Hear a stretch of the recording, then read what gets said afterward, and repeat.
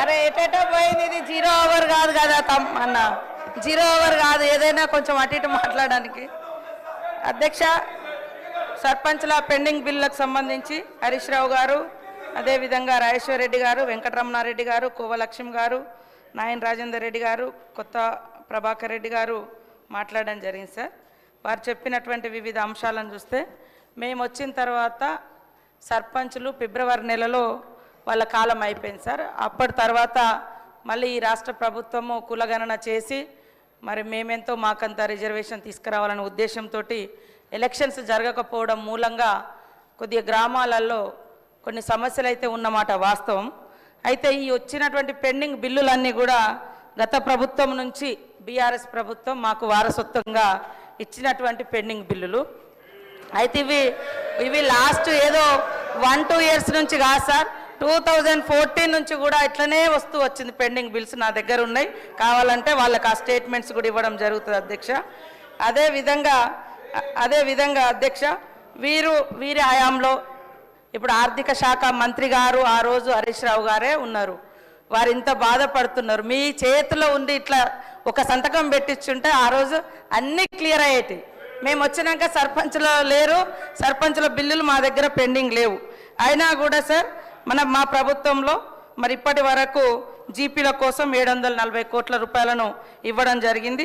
ఉపాధి హామీ కింద కూడా గతంలో జరిగినటువంటి పనులలో 450 కోట్లు రిలీజ్ చేసినాం. ఇంకా కొంత పెండింగ్ ఉన్నది వాస్తవం. కాకపోతే వీళ్ళ హయాంలో చేసిన వాళ్ళందరి దాదాపుగా ఎన్ఆర్ఈ చేసి మేము కూడా క్లియర్ చేయడం జరిగింది సార్. అట్లనే ఎలక్షన్స్ జరగకపోవడము ఇతరత్రతోటి ఆ నిధులు కొంత గ్రామ అభివృద్ధి కోసం రిలీజ్ చేయలేకపోయినాం. కేంద్ర ప్రభుత్వం 15వ ఆర్థిక సంఘం నిధులను విడుదల చేయలేదు సార్, అది కూడా కొద్దిగా ఎఫెక్ట్ ఉంది.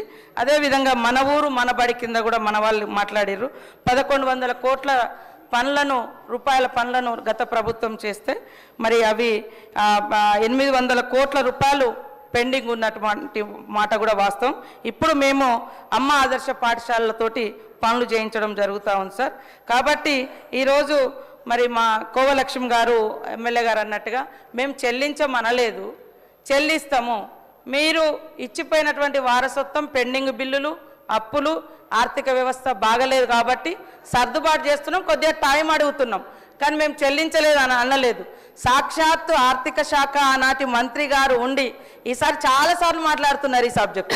మీరు ఒక్క సంతకం పెట్టి ఉంటే 600 కోట్లు ఆ రోజే రిలీజ్ అయ్యేది. కానీ మరి బీఆర్ఎస్ అంటే బకాయిల రాష్ట్ర సమితి లాగా మాకు ఇచ్చిపోయినరు.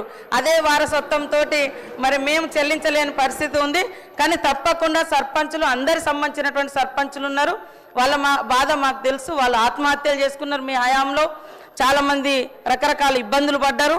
కాబట్టి సానుభూతితో ఉన్నాం. సకాలంలో రిలీజ్ చేసేందుకు ఆర్థిక శాఖ మంత్రులను కూడా నేను వేదిక ద్వారా కూడా కోరుతా ఉన్నాం. మీ తరఫున కూడా నేను మాట్లాడుతూ ఉన్నాను. నమస్తే. Question number 566.